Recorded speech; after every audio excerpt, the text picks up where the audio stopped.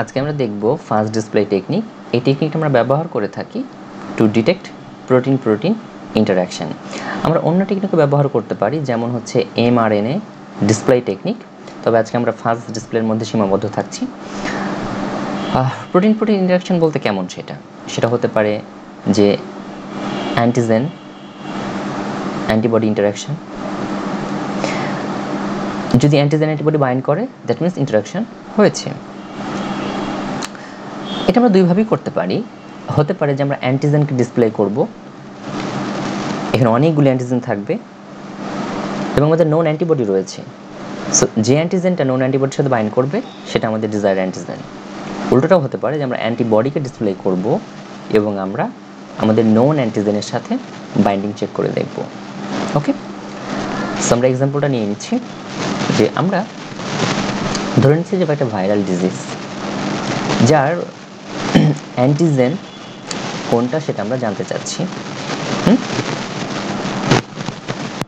তো বা অ্যান্টিজেনিক জিন কোনটা সেটা আমরা ডিটেক্ট করতে চাচ্ছি। সেক্ষেত্রে যেটা করব,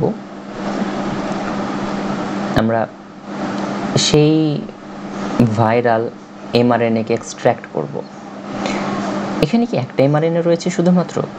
না, কারণ সেই মোমেন্টে অনেক ধরনের mRNA এক্সপ্রেস হইতে পারে, সবগুলি এক্সট্র্যাক্টেড হবে এবং সবগুলি mRNA-কেই আমরা cDNA-তে কনভার্ট করব রিভার্স ট্রান্সক্রিপশনের মাধ্যমে। cDNA মানে এখানে কতগুলি cDNA রয়েছে, যতগুলি mRNA ছিল সবগুলি ফ্র্যাগমেন্টেরই cDNA তৈরি হয়ে গিয়েছে। সংখ্যায় কীরকম? খুবই অল্প, একটা কিংবা খুবই অল্প, সেটিতে আমাদের সামনের ফার্দার প্রোগ্রেশন হবে না। সো আমরা এই বিষয়টাকে অ্যাম্পলিফাই করে নিব। শেয়ার করে নিলে আমরা এখানে এই cDNA ফ্র্যাগমেন্টগুলোকে পাচ্ছি ইন মিলিয়নস।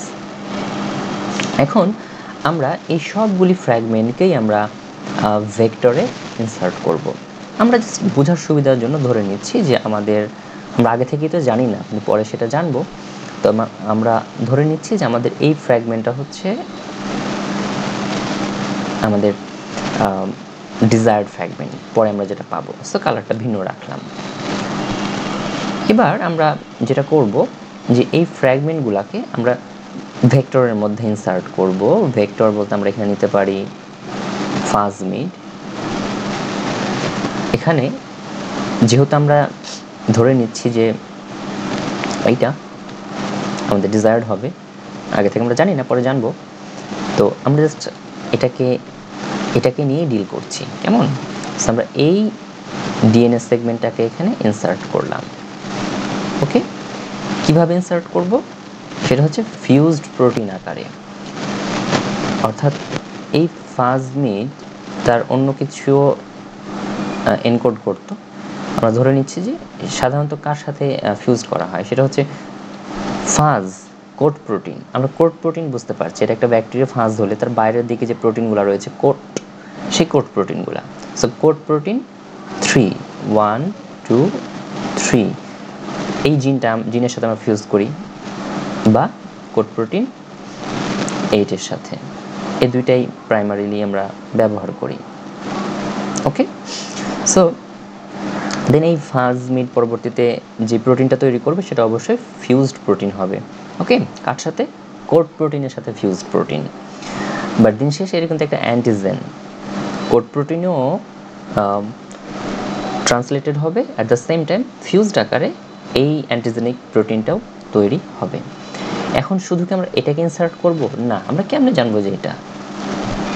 সবগুলি আলাদা আলাদা প্লাজমিড, এখানে আমাদের অনেক প্লাজমিড, সবগুলাতেই আমরা থিওরিটিক্যাল ধরে নিচ্ছি যে একটা একটা করে প্রবেশ করেছে। মিনিমাম একটা করে প্রবেশ করেছে, কারণ এখানে আমাদের সবগুলো কপি কীরকম? মিলিয়নস। সেখানে আমাদের আছেও এরকম প্লাজমিড অনেক। তো সেই ক্ষেত্রে একটা কেন, অনেক পরিমাণেই ইনসার্টেড হবে। আমরা জাস্ট একটাকেই দেখাচ্ছি। দেন আমরা সেটাকে ট্রান্সফর্ম করে দেবো কার মধ্যে? আমি একটু লিখে দিই, এটা হচ্ছে ভেক্টর। এটা ট্রান্সফর্ম করে দেবো আমরা একটা ব্যাকটেরিয়ার মধ্যে। এটা একটা ব্যাকটেরিয়া, দেন এই ভেক্টরটা এর মধ্যে চলে আসবে।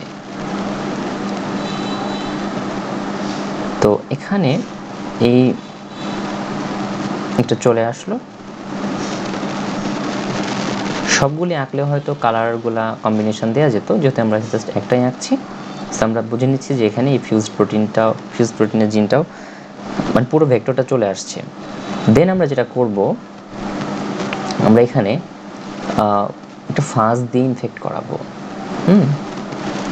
ফাজ দিয়ে আমরা ইনফেক্ট করাবো। কি ফাজ হতে পারে? নর্মালি ব্যবহার করা হয় M13 ফিলামেন্টাস ফাজ। সেটা ইনফেক্ট করলে আমরা জানি যে কোনো একটা ব্যাকটেরিয়া ফাজ, কোনো একটা ব্যাকটেরিয়াকে ইনফেক্ট করলে সেখানে যেটা হয় তারা মাল্টিপ্লাই করে, রাইট?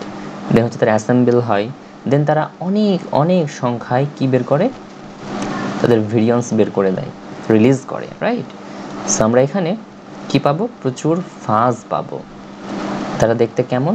আমরা একটু কালো কালারের ব্যবহার করছি। এগুলো হচ্ছে ফাজ 1 2 3, ধরে নিচ্ছি আমরা থিওরিটিক্যালি এখানে প্রায় হান্ড্রেডস অফ ফাজ আমরা এখানে পেয়েছি।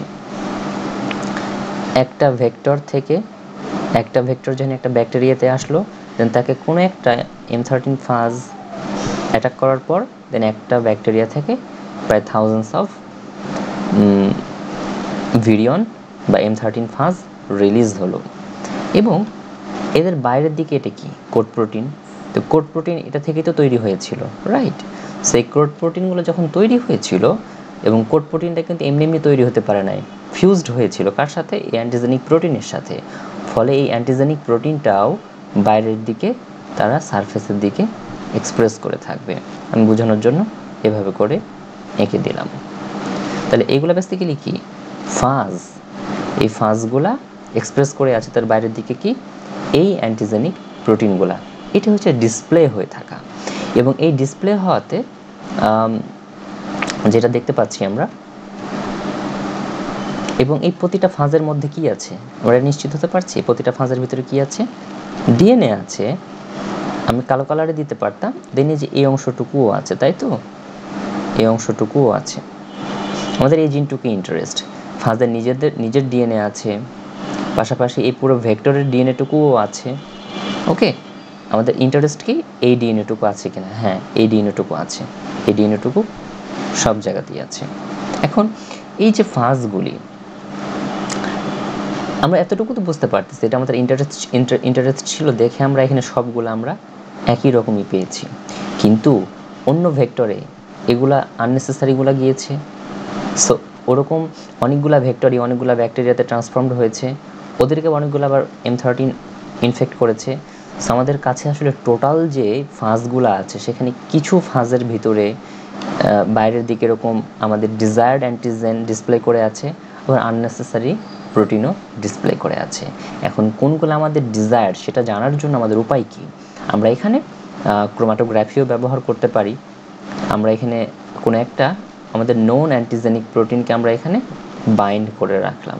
ওকে, এটা হচ্ছে আমাদের নোন অ্যান্টিজেন ইমমোবিলাইজড হয়ে আছে সারফেসে। এবং এই যে ফাজগুলি, এই ফাজগুলি, এটা হচ্ছে অ্যান্টিজেন লিখতে চেয়েছি। এই ফাজগুলি স্বাভাবিকভাবেই এখানে বাইন্ড করার চেষ্টা করবে। কারা বাইন্ড করতে সক্ষম হবে? এরা, এই কালারের যারা আছে তারা। অন্য ফাজগুলি আনবাউন্ড অবস্থায় থাকবে, দেন আমরা ওয়াশ করলে তারা ওয়াশ আউট হয়ে যাবে। সো আলটিমেটলি আমরা শুধুমাত্র কোন ফাজগুলিকে পাবো? যারা আমাদের ডিজায়ার্ড অ্যান্টিজেনকে ডিসপ্লে করে রয়েছে, যেটা কমপ্লিমেন্টারি টু এখানে তো অ্যান্টিবডি লেখার কথা ছিল, যেহেতু আমরা এখানে অ্যান্টিজেন এক্সপ্রেস করছি। সো এটা আসলে কি? অ্যান্টিবডি। সো এই অ্যান্টিবডির সাথে তারা বাইন্ড করবে। এখন এই যে প্রসেসটুকু যে আমরা ইমমোবিলাইজড করলাম এবং বাকিগুলোকে ওয়াশ আউট করে দিলাম, এই ঘটনাটুকু বলছি আমরা বায়োপ্যানিং। এবার আমরা যেটা করব, শুধু বাইন্ড হয়ে থাকে এগুলো তো হবে না, এখন তো আমাদের এই অংশটুকুকে তো আমরা আলাদা করে নিতে হবে। আমরা ইলুট করে নিব, অনেকভাবেই করতে পারি। সেখানে পিএইচ গ্রেডিয়েন্ট চেঞ্জ করতে পারি আমরা, বা ওখানে আমরা অন্য কোনো আদার অ্যাফিনিটি ব্যবহার করতে পারি, যেটার কারণে এরা ইলিউটেড হয়ে যাবে। দেন আমাদের কাছে এখন শুধুমাত্র এই ফাজগুলি আছে, যেটা বাইরে আমাদের ডিজায়ার্ড প্রোটিনকেও কোড করে রেখেছে, তার ভিতরে কি আমাদের এই জিনটুকুও আছে, গোল হয়েই আছে, আমি এমনি দেখালাম। তো এই ফাজগুলি আমাদের কাছে এখন আছে। একটি ব্যাপার বলে নেওয়া যেতে পারে যে এই যে সিনারিওটুকু বা এই সিনারিওটুকু, সেখানে আমরা কি দেখতে পাচ্ছি যে আমাদের প্রোটিনও এক্সপ্রেস হয়ে আছে, অ্যাট দ্য সেম টাইম তার জেনেটিক ইনফরমেশন রয়েছে। এই অংশটুকু আমরা বলতে পারি ফিনোটাইপ জিনোটাইপ লিঙ্কেজ। কেন? That is phenotype expression protein, এবং তার genetic information inside the genome, সেটা হচ্ছে জিনোটাইপ। সো আমরা এখানে বলতে পারছি যে এটা একটা লিঙ্কেজ হয়ে আছে। ওকে, আমরা এমআরএনএ ডিসপ্লেতেও দেখবো যে ফিনোটাইপিক জিনোটাইপিক লিঙ্কেজ হয়ে আছে। সেটা আবার খুব স্পষ্ট বোঝা যায়, কারণ একবারে প্রোটিনের সাথে এমআরএনএ অ্যাটাচড হয়ে থাকে, লিঙ্কড হয়ে থাকে। এখানে যদি লিঙ্কড হয়ে নাই, বাট আমরা বলতে পারি কম্পেয়ার করে যে হ্যাঁ এটা একটা এরকম সিচুয়েশান। তো দেন আমরা এই ফাজগুলোকে পেলাম, যেটা আমাদের ডিজায়ার্ড। ফাজটা কি আমাদের ডিজায়ার্ড? এর চেয়ে বড় কথা হচ্ছে যে এর এই জিন অংশটুকু আমাদের ডিজায়ার্ড। এখন আমরা এখানে কতটুকু বা ফাজ পেতে পারি? খুবই অল্প। আমরা এখন এই জিনিসটাকে যদি আবার অন্য কোনো ব্যাকটেরিয়াতে আমরা আবার দিয়ে দিই, এই ফাজগুলো আবার ইনফেক্ট করবে। সো প্রতিটা ব্যাকটেরিয়া থেকে এরকম শত শত ফাজ রিলিজ হবে।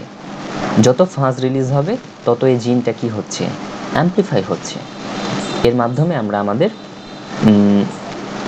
আমাদের ডিজায়ার্ড জিনটাকে যত সংখ্যক আমরা সেটাকে তৈরি করে নিতে পারছি। That is the formation of library. আশা করি ফার্স্ট ডিসপ্লে প্রসেসটা আমরা কিছুটা বুঝতে পেরেছি।